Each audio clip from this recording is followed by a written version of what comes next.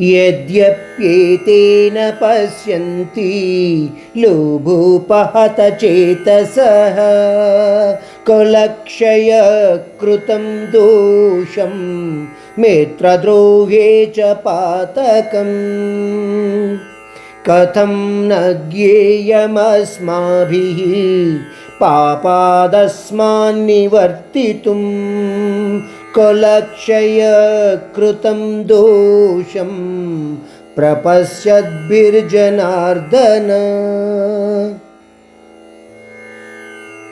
ఈ రెండు శ్లోకాల ద్వారా అర్జునుడు విపక్షదళం అంటే కౌరవ సైన్యములోని లోటుపాట్ల గురించి చెప్పడం మొదలుపెట్టాడు.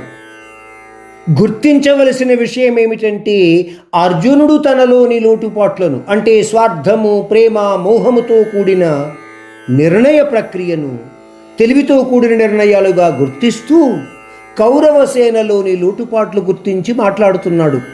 అంటే తనలోని లోపాలను గుర్తించుకోకుండా ఇతరులలోని లోపాలను ఎత్తి చూపే మానవ ధోరణిని అర్జునుడు ఈ రెండు శ్లోకాలలో ప్రతిధ్వనిస్తున్నాడు అని మనము గుర్తించగలుగుతాము.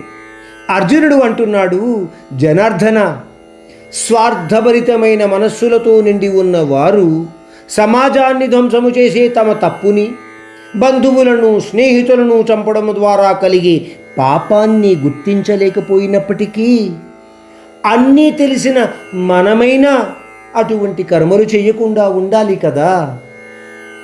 ఈ విషయాన్ని విపులముగా గ్రహించిన మనమైనా అటువంటి పాప ప్రక్రియ నుండి దూరముగా ఉండడానికి ఎందుకు ప్రయత్నము చేయకూడదు?